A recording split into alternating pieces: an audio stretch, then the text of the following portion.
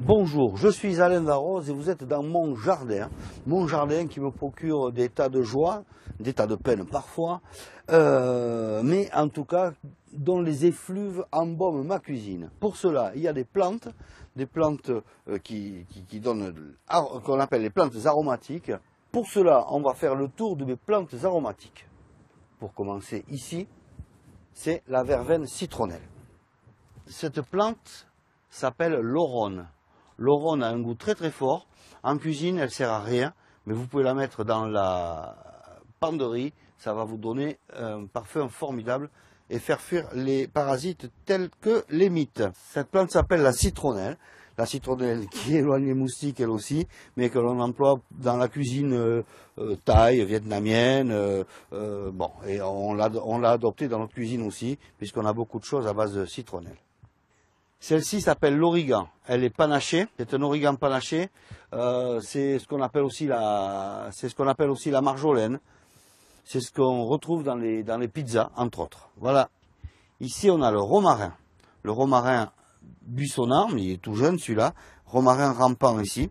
Voilà, deux plantes sympathiques, avec un parfum assez fort, hein, dont on se sert pour les poissons. Là, ça s'appelle l'hysope.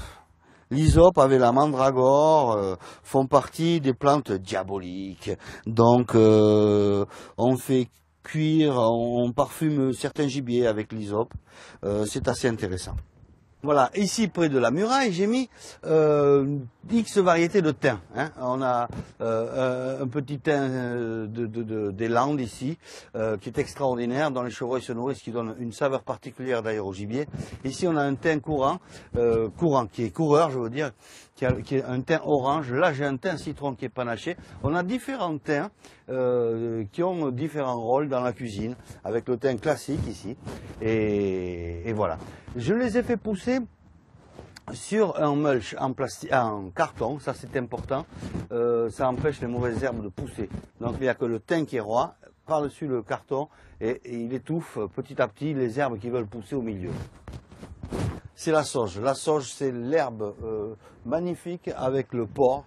Ici, on a la sauge officinale, la sauge rouge, la sauge bicolore, la sauge tricolore. Voilà. Il y a bien d'autres variétés de sauge très intéressantes, mais ça va super bien avec le porc. Voilà, après ce petit tour des aromatiques de mon jardin, il ne reste plus qu'à passer en cuisine et vous découvrirez les recettes un peu plus tard.